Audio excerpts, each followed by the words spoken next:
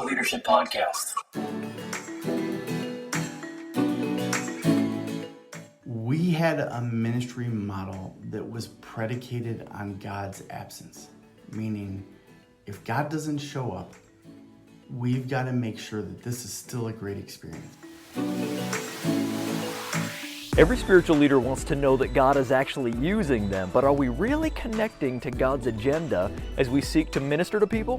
What up, my friends? My name is Pastor Mark Carter. Welcome to the Bible Leadership Podcast. Connecting your Bible to your leadership and your leadership to your Bible, our mission is to bring you a weekly dose of Bible-centered leadership coaching that will foster greater confidence, improve your leadership instincts, and keep you leading from a heart that is connected to Jesus. Today we're talking again with Jamie Walmsley of the Chapel in Lake County, Illinois. We're talking about how to better partner with the Holy Spirit when interacting with the people He has sent us to encourage.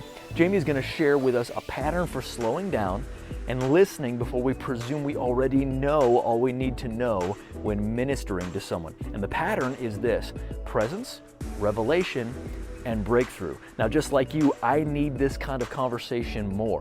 I think it might stretch some of us, so do me a favor and keep an open mind about this, even if it stretches some of your categories, or maybe you just talk about these things with different language.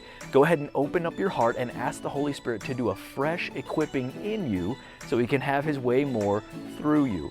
Before we do that, let me encourage you to go get the show notes by subscribing at the website, BibleLeadership.com. These can be super helpful for reflection and getting the lessons deeper in your spirit. And when you subscribe, you'll be able to download a free ebook I wrote entitled How to Attract Positive Change.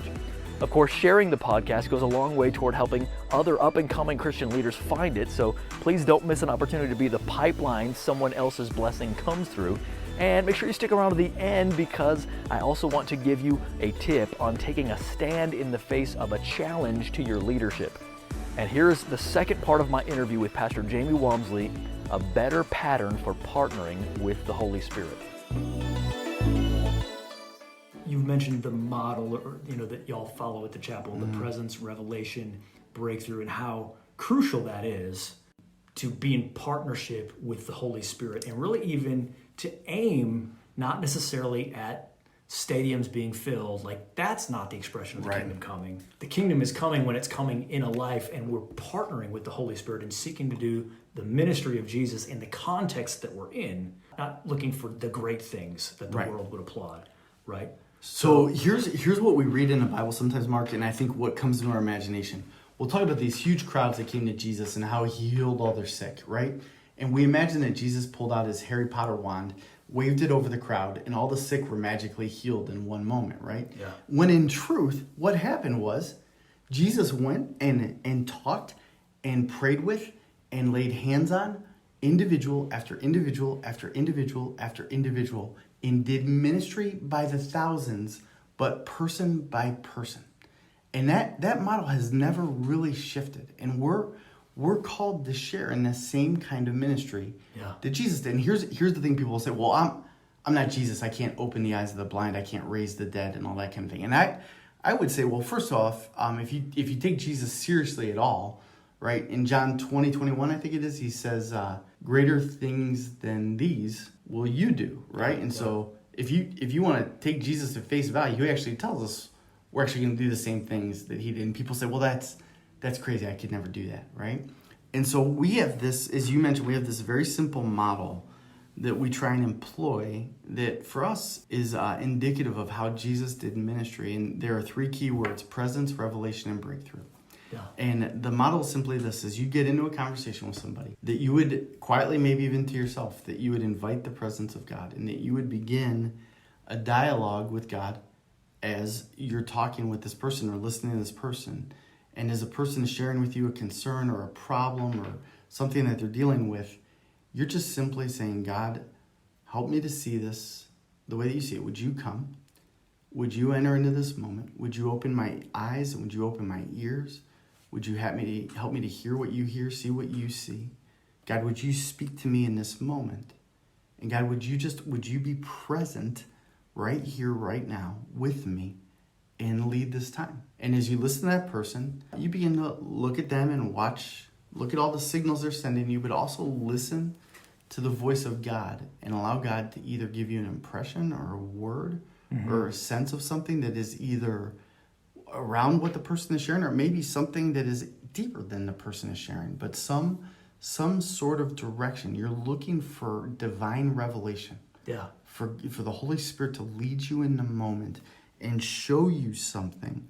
Could be a demonic influence, could be a generational sin, could be a past hurt, could be a deeper area of brokenness, could be any of 1,000 things, right? Yeah. But you allow the Spirit to lead you in that. And as you get a handle or a sense of what God wants to do in the moment, then you begin to simply push for breakthrough. Yeah. And you take the authority that Jesus has given to each and every believer.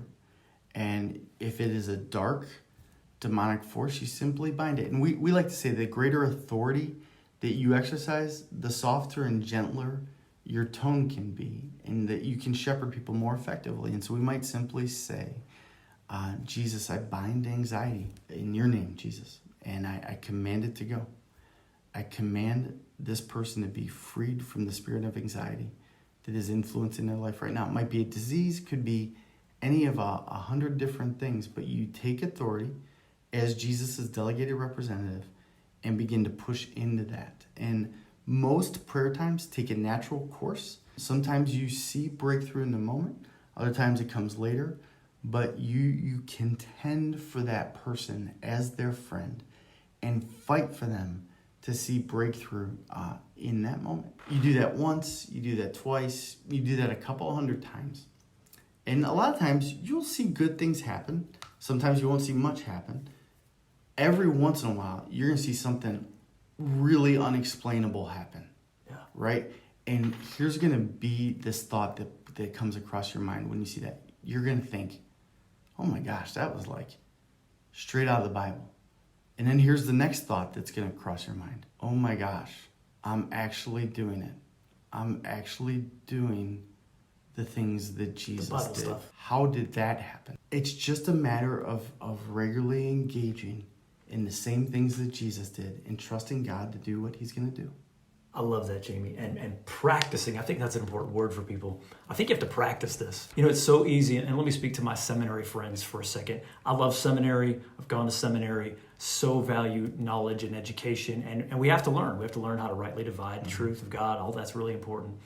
I do think sometimes in seminary, it's underemphasized the need in ministry to go beyond your own toolbox.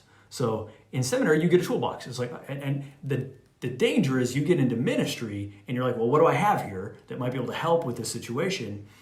And we're underdeveloping, what does the Holy Ghost have here that he wants to use in this situation?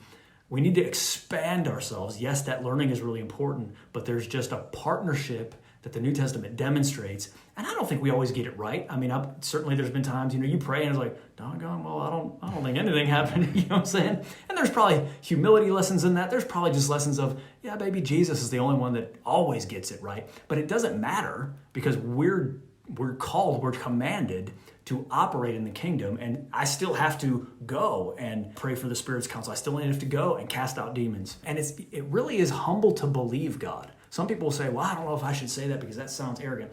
Well, if you're arrogant, it's going to be arrogant. But if you're just meekly saying, Jesus is not lying to me, if he says he's given me authority, he really has.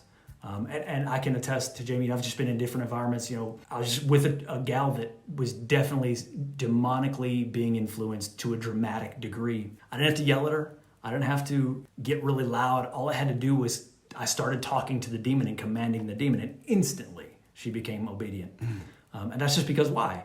It's because the representative authority, it's nothing about the super Christian. It's just about this is what Jesus called us to do, man. Jamie, so tell me about how is it different now? I mean, like on the other end of this, you've gone through this entire experience. You've been walking in kingdom things for a while.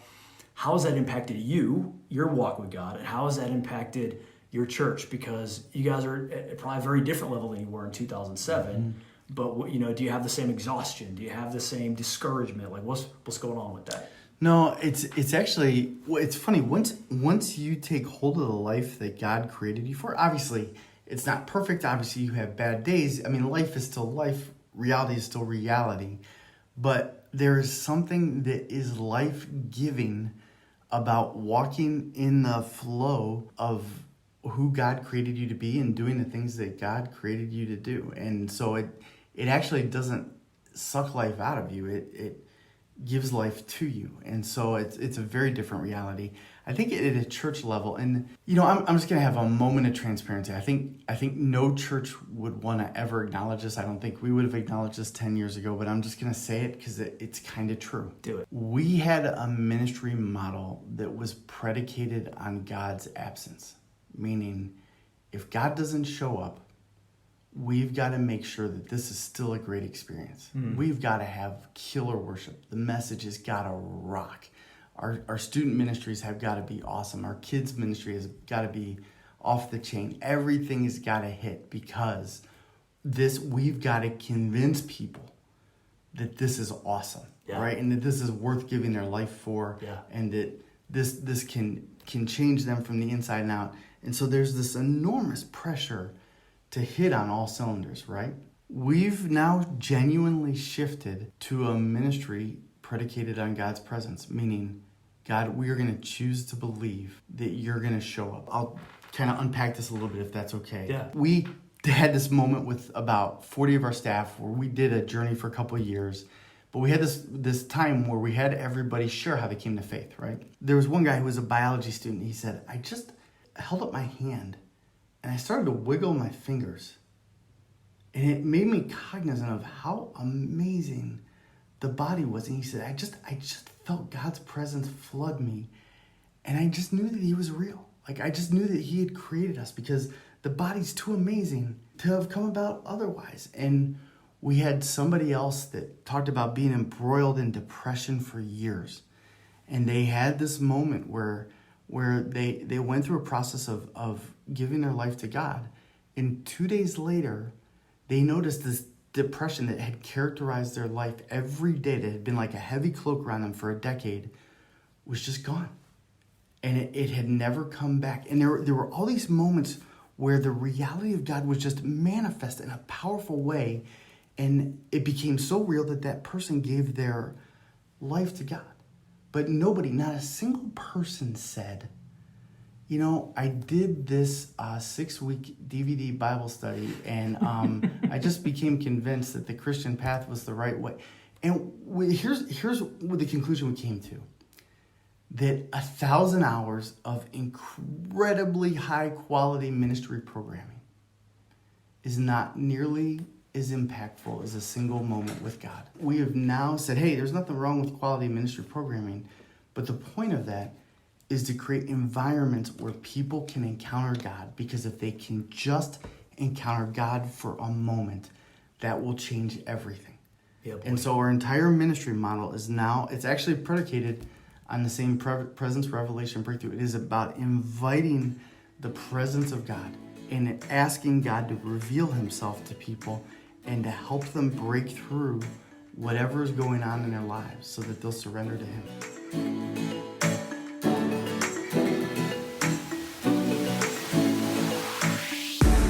All right, my friends, well, that's all the time we have for today. Thank you so much for tuning in. Remember, you can get that free ebook, How to Attract Positive Change, by subscribing at BibleLeadership.com. Now, if this has been helpful to you, do me a favor and join us on Facebook, subscribe to the podcast in your favorite podcast app, and don't forget to check out my YouTube channel. And consider checking out our Patreon page at patreon.com/BibleLeadership. Okay, here's your final leadership tip. There are times when it's really important that a leader acts and doesn't ignore things.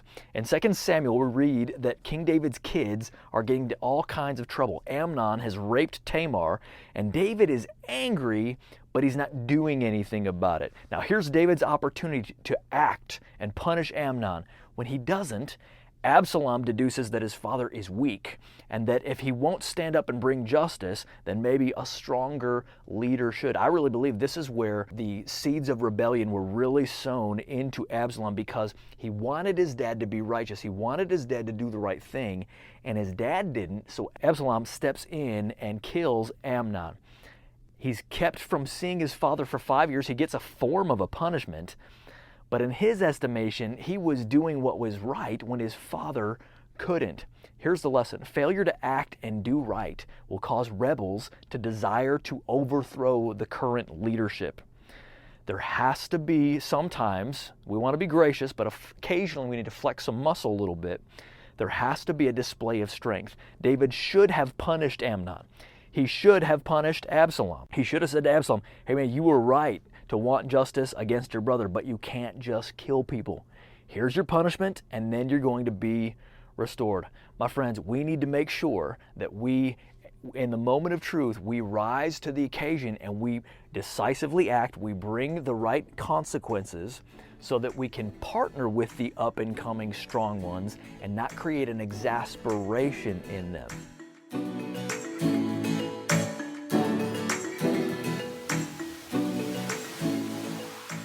All right, my friends, keep leading strong today. I'll see you next time.